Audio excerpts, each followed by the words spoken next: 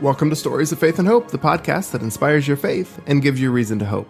I'm your host, Joel Sutherland. Last week, we had part one of our conversation with Sarah McDougall. She shared quite a bit about herself, what some of the experiences that she's been through, and what has inspired her to start organizations to help women who are dealing with domestic violence. Now, I want to just let you know, if you haven't listened to part one, go back and listen to that now. It's a conversation you don't want to miss, and it'll provide the context for today's conversation. So that's faithandhoperadio.com, or if you're on podcasts or Google Play or Spotify, just go back to the previous episode, listen to it, and then come back to this one. Inspiring conversation, and left us at kind of a cliffhanger. She had just introduced this idea that she had started some organizations to help, and so today she's going to share a lot more about those. So I don't want to keep you waiting. This is a great interview, part two of my conversation with Sarah McDougall.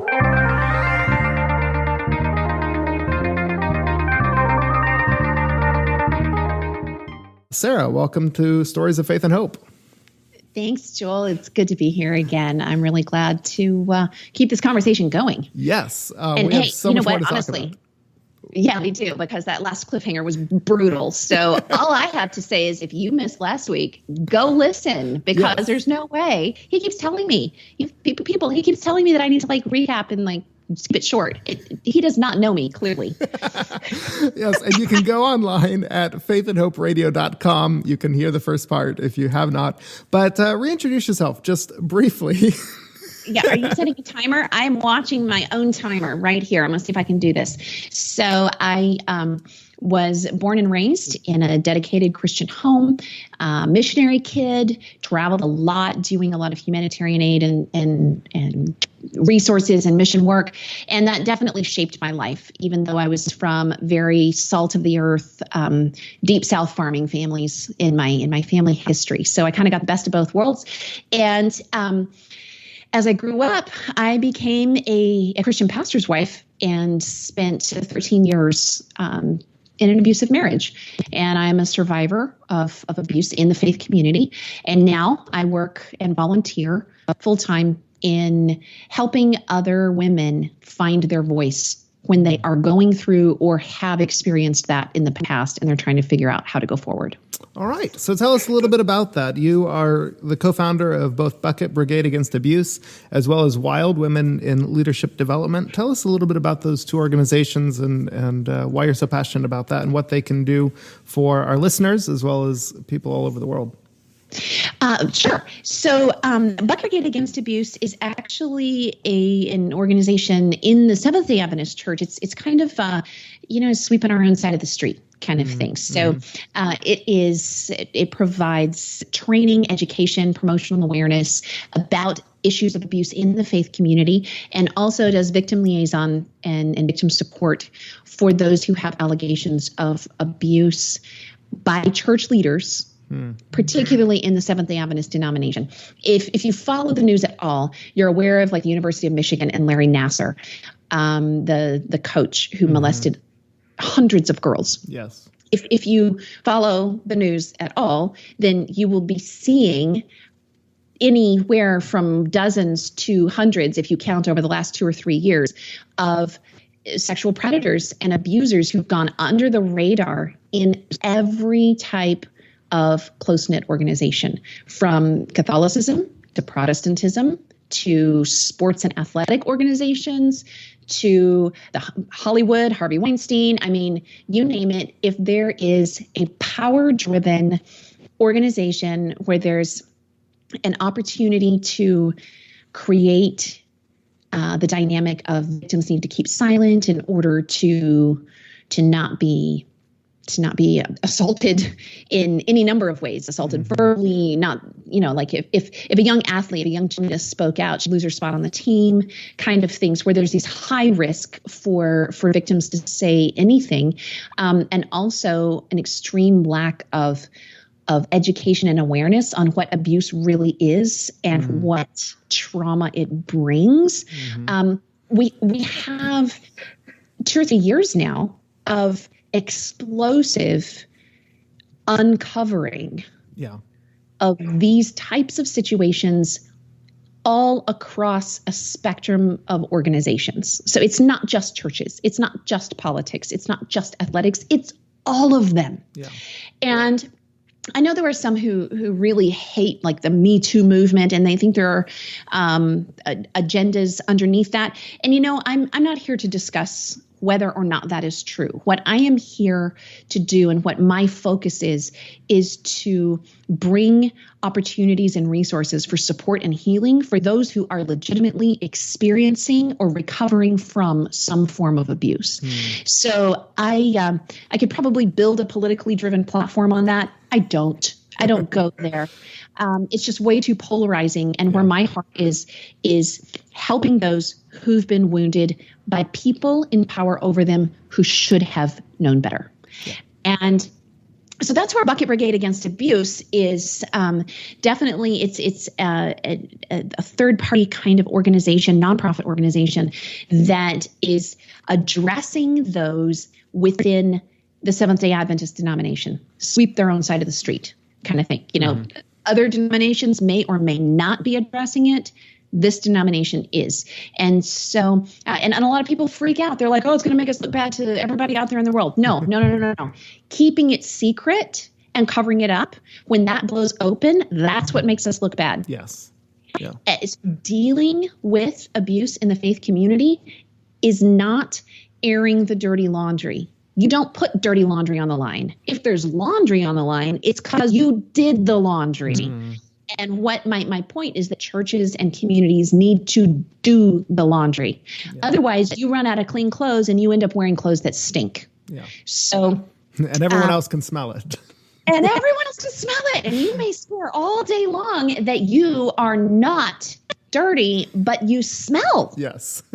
So, at some point it will be your sins find you out. So this is Bucket Brigade Against Abuse is about putting out those fires.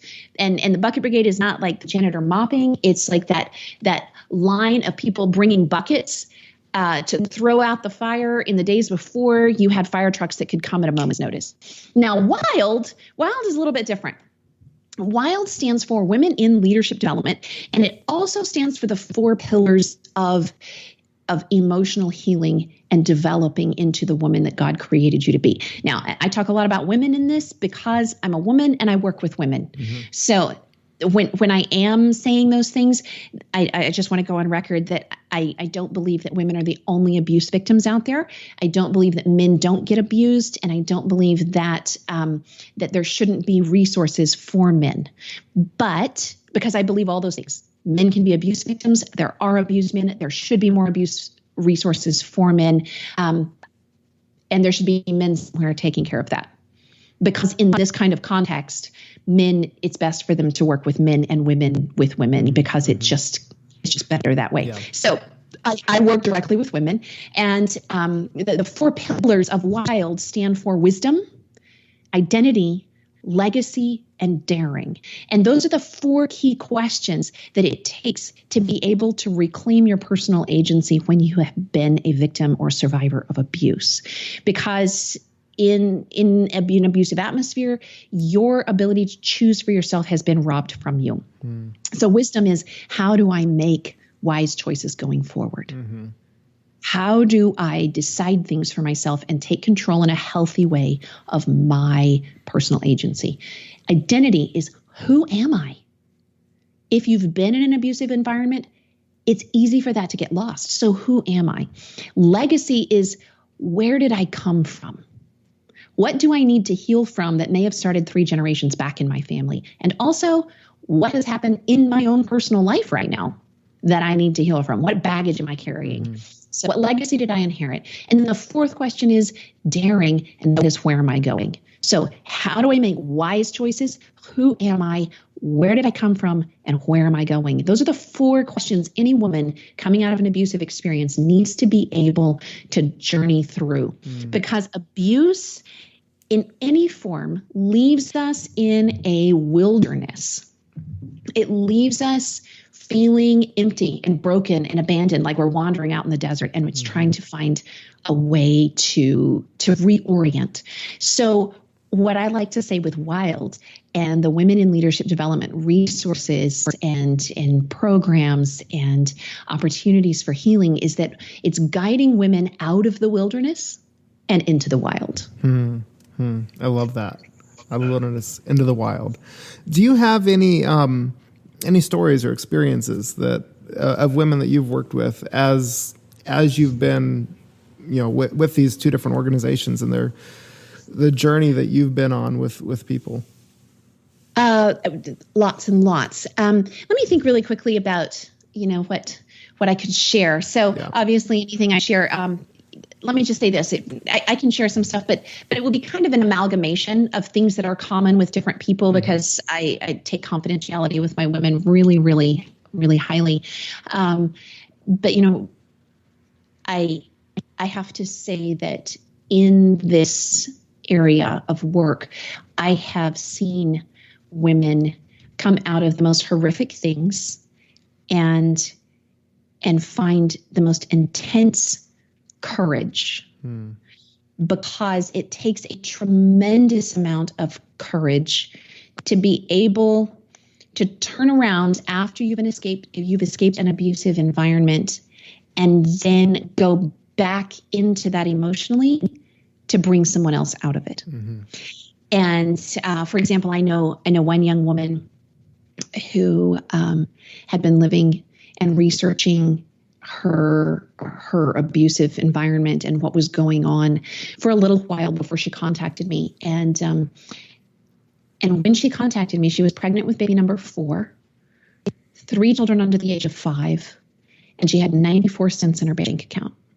And she said, "I'm ready to go. Where do I go?" And so I helped activate a team in her area. She was in another state.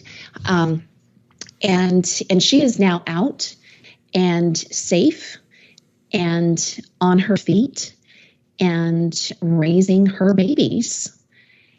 And it is hard and it is exhausting, but she is breathing free air where she can heal. And I know another woman who now I kind of work closely with that, I'm thinking of a couple, one who had been in an abusive marriage for more than 30 years. And her children were pleading with her grown children pleading with her to get out. And she has. And now she is becoming an advocate and studying and researching and training herself to be able to help others. Because the thing is, when you experience this, other people in the same environment are drawn to you. And you may not even know how they know. That's how I got involved. I was inundated with women asking me for guidance. And I was just like, girls, I am just figuring this out for myself too. And I was reading voraciously, and I went and got certifications and training and realized that I needed to create a peer support group. I needed to bring all of these women in together so that they could support and pray for each other. And I needed to work with other colleagues to develop training seminars and to develop awareness programs and to develop also things for Wild, which are things like online training courses for how to set goals, webinars on how to learn healthy self-care instead of neglecting your own mind and body and heart so that you can heal.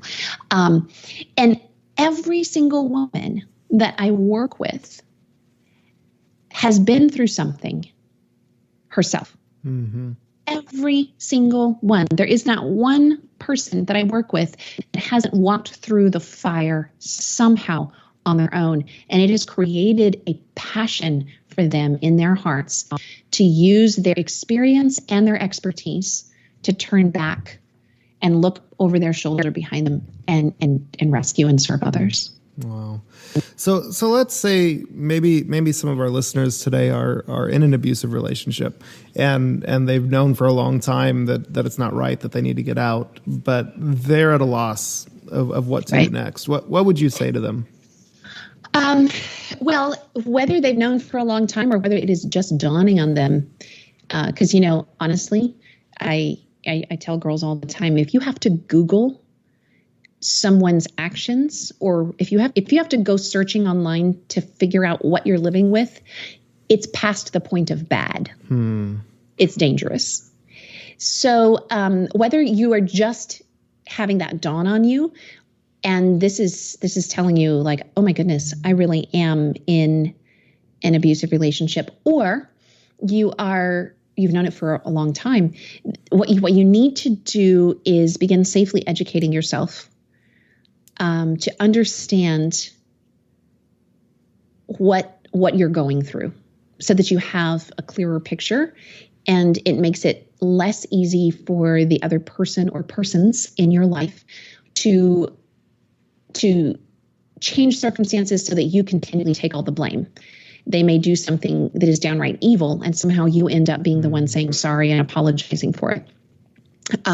So start educating yourself. And on my website, I have articles about how to know if you are the abuse victim or the abuser. I have articles about which books you should read if you're trying to learn more about abuse in order to educate yourself. I have a bunch of resources on that kind of thing. Also, if you are realizing that you need to separate from an abusive spouse, you may not be ready to think about divorce. You may have a belief system where you feel divorce is not an option for you. But there is nothing in the Bible. In fact, I believe God's heart is very much toward the safety of his daughters. No one has a biblical right to abuse you or to sin against you with impunity. And so if you need to find a way to safely separate, to escape, to put yourself into a better environment, then you need to contact the National Domestic Violence Hotline. You need to find out very quietly and safely where your local shelter is. You need to talk to professionals, probably not your pastor, because most pastors are not trained in abuse or trauma. And they may give you, not knowing it, but they may give you dangerous advice, or they may alert your abuser, which would put your life in danger. You have to know that the time of leaving is generally the most dangerous time of an abuse victim's life. And there are some stats that are just shocking.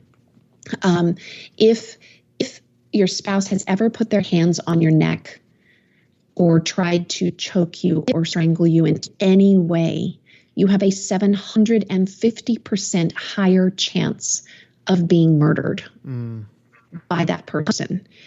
And so if you're thinking that separation is something you need, if you're worried about the safety of your children, if you're only staying for the children, but you realize they are growing up in an environment where abuse, either to them or observed to you, is their normal, that is when you need to contact the people in your area who can help you make a plan to escape. Thank you. So you've been developing some resources. You've already mentioned, some courses, some things like that. Just share really briefly as we close. What's next for Sarah McDougall? What are you helping? What resources are you developing for these women?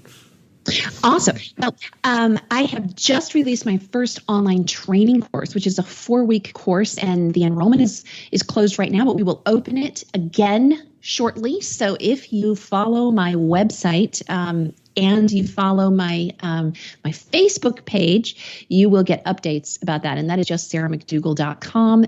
SarahMcDougall.com, or search for Sarah McDougall with that spelling on Facebook. So what we're doing with that, it's like the online training course that we've just launched is it's all about learning to set goals and follow them through. And a lot of times when we've been in an abusive environment, we feel very frozen. Like, how do I take charge of my life in a healthy way?